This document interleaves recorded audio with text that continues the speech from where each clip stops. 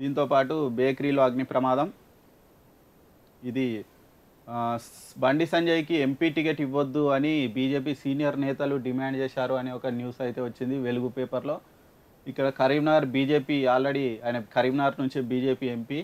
మరి అక్కడ MP ticket ఇవ్వొద్దు అని జిల్లా సీనియర్ నేతలు డిమాండ్ చేశారు.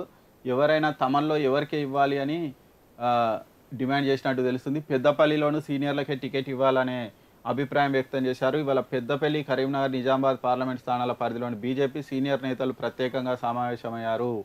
కరీంనగర్‌లో కొందరికే బండి సంజయ్ ప్రాధాన్యత ఇస్తున్నారు అని వాళ్ళు ఆరోపించారు.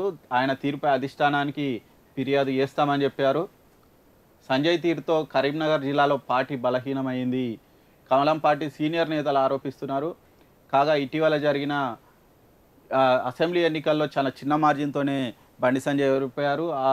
అసలు తన ఓటమి గూడా వేరే బీజేపీ నేతలు తనకు వ్యతిరేకంగా పనిచేశారు. అందుకే ఓడిపోయానని గూడా ఆయన కామెంట్లు చేశారు. ఈ నేపథ్యంలో వీళ్ళు సీనియర్ నేతలంతా సమావేశమయ్యారు.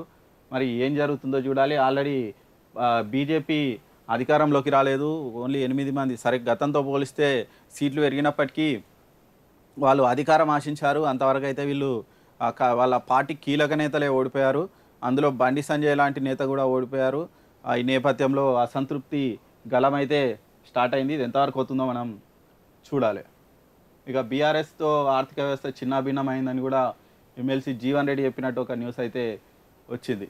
ఇవి V6 వెలుగు పేపర్‌లో ఈవినింగ్ ఎడిషన్. ఇక మధ్యాహ్నం కూడా